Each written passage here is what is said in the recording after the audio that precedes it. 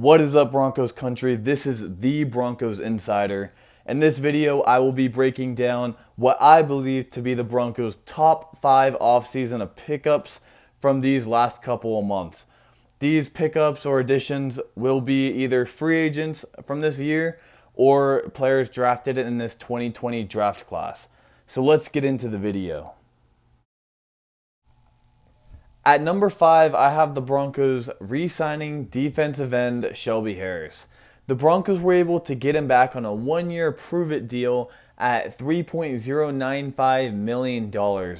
In my opinion, that is an absolute steal, as at one point in the offseason, he was looking at nearly $10 million. At first, it looked like he might sign with the Colts, but when the Colts traded for Eric Armstead from the 49ers, that really screwed things up for him, and his market kind of just imploded. So he ultimately ended up coming back to the Broncos, and I could not be any happier. He's a guy that took a little bit to find his place in the NFL, as he played in 2014 and 2015 for Oakland, not really having much of an impact on the game at all. But when he got to Denver in 2017, he slowly was able to find his role on the Broncos. In 2018, he was able to solidify himself as a starter and had that game-winning interception against Ben Roethlisberger against the Steelers. Back in 2019, so this most recent year, he had 9 passes defended as a defensive lineman. He is an absolute key player at just batting those balls down at the line of scrimmage. You could see that on that very last play of the season for the Broncos when the Raiders were going for the 2-point conversion, and Shelby Harris was able to knock that down, solidifying the Broncos as the number 2 team in the AFC West. In addition to his 9 passes defended, he also had 6 sacks and had 8 tackles for loss, along with 6 quarterback hits. This was an absolute steal for the Broncos to be able to get him back at just over $3 million. At number 4, I have the Denver Broncos picking up cornerback AJ Bouye in a trade with the Jacksonville Jaguars for a 2020 4th-round pick, which ended up being a guy named Josiah Scott.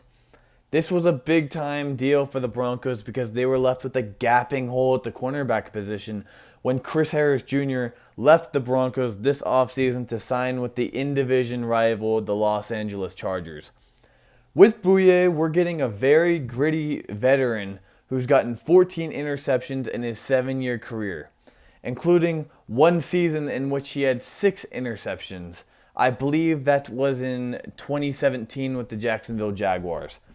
Bouye really broke into the scene in 2016 after going as an undrafted free agent to the Houston Texans in 2013. Another reason why I really like this trade for AJ Bouye is because, like I said before, the Broncos really needed a cornerback 1. They were linked to guys like Darius Slay and Byron Jones, but those guys went for outrageous amounts of money. Each of them signed the 2 richest contracts for cornerbacks in NFL history. AJ Bouye still has 2 to 3 years left on his contract at a very reasonable price. I believe it is around just either over or under $13 million per year. So a very reasonable price. Bouye is a smart player who has a history of playing with current Broncos, like Kareem Jackson, and he should be able to fit into this defense quite nicely, as he excelled in zone defenses like Vic Fangio's in the past. At number 3, I have the Broncos signing former Detroit Lions guard Graham Glasgow to a 4-year, $44 million contract. As we all know, the Broncos' offensive line has been in shambles over the last few years, and it really needs to improve, bottom line. Last year, we picked up guys like Juwan James at right tackle to fix that problem. However, he couldn't stay on the field to save his life. Getting Graham Glasgow is almost the antithesis of that move, as Graham Glasgow is a dude with incredible durability. He's only missed 1 game in each of the last 3 years where he has been a starter each one of those years. In addition to his durability, Graham Glasgow can also play all over the inside of the offensive line. He has a history of playing at left guard, right guard, and center. Because the Broncos were able to snag Lloyd Cushenberry, and at the end of the third round of the 2020 draft, Glasgow will be playing offensive guard for the Broncos, which I believe is a good thing because I think if you're going to be paying $44 million to an offensive lineman, he should be at a position of a little bit more importance than center, where centers are facing these big guys like nose tackles who you really don't have to worry about in the pass rush, but more so just the rushing game.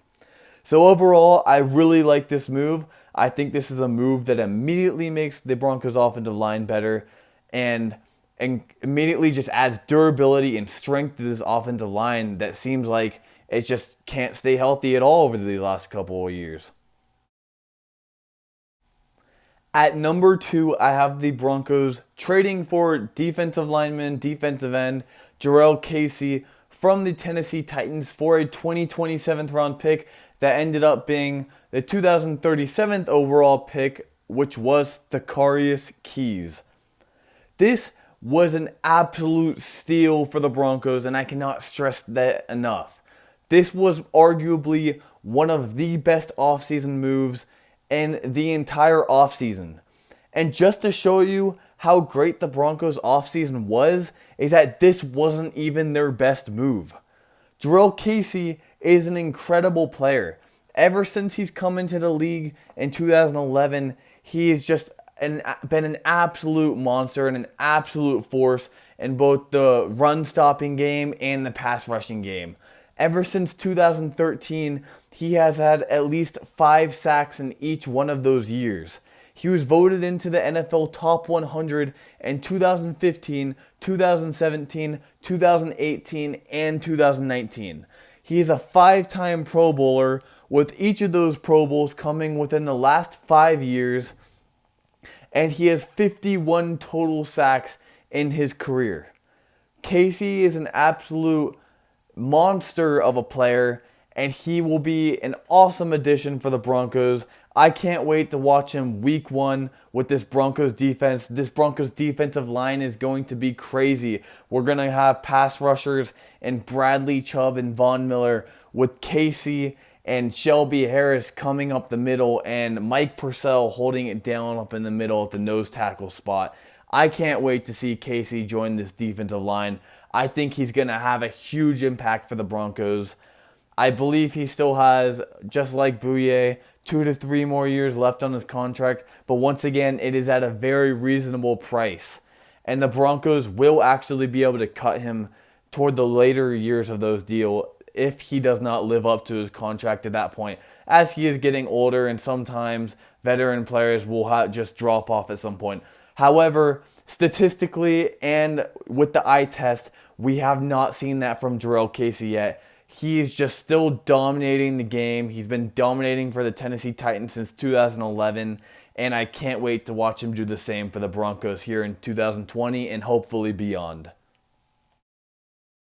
Finally, at number 1, I have the Broncos drafting wide receiver Jerry Jeudy with the 15th overall pick. This was the best offseason addition by far for the Broncos because I firmly believe that the wide receiver position is one of the most important positions in football outside of quarterback. Jerry Jeudy coming in will immediately not only help Drew Lock by providing him with another weapon, but also substantially help Courtland Sutton, who will no longer be facing these double teams, as Jerry Jeudy is a very legitimate threat on the other side. Despite being a rookie here in 2020, I firmly believe that Jerry Jeudy will have a massive impact immediately because his traits that he showed in college, such as ridiculous and insane route running, which I believe is some of the best route running you will ever see from a prospect in NFL draft history, I believe that this will translate to the NFL immediately because it is one of the hardest things for wide receivers to learn coming into the league. And he already knows it. Courtland Sutton was just talking about a few days ago how he's still working on his route running every single day, and how coming into the league he was very poor route runner, and how he had to just improve on that a lot going into his second and now third years. Jerry Jeudy was an incredible wide receiver at Alabama. In 2018, he was the Blindikoff winner, which is the award for best wide receiver in college football. I think it was a steal that he fell to the 15th overall pick in this year's draft, because as an overall prospect, I believe he was top 5. I don't think anybody would have been surprised if he was drafted top 10 in this draft, as he is just that much of a generational talent. I think that Jerry Jeudy and Courtland Sutton can just absolutely dominate defenses for years to come for the Broncos and be one of the, if not the best wide receiver duo in the NFL. To wrap things up here, I do have some honorable mentions of player additions that just barely did not make the cut. First, I had Broncos signing Melvin Gordon. This was a very controversial signing for some. I love Melvin Gordon, the player, although some would argue that there is substantial evidence that no matter how much cap space you have, it is just simply not worth it to sign a running back. I hope that Melvin Gordon is able to prove his worth to us, and I think that he will be able to by being a 1-2 punch with Phillip Lindsay. Next, we have the Broncos drafting Lloyd Cushenberry III. We got Lloyd Cushenberry, who was a center at the end of the 3rd round. He was projected to be the second best center in this entire draft. And by getting him at the end of the 3rd round after like 3-4 centers had already gone was a great pickup for the Broncos. And then also the Broncos getting another wide receiver, KJ Hamler, in the 2nd round was another huge addition because of his ability to just burn defenders with his speed. Having that player that can stretch the field will benefit Drew Lock, Courtland Sutton, and Jerry Jeudy, along with our other weapons such as Lindsay, Noah Fant, and Melvin Gordon, because just by being able to get a defender down the field in 2-3 seconds takes off the top layer of the defense. Even if he's not open, he's consistently creating plays and getting other people open with his speed. Now, before I leave you guys, I want you guys to go to the comment section and answer, what do you think was the best offseason pickup for the Broncos? Make sure to go comment, and like always, don't forget to like this video and subscribe to my channel for more. Thank you.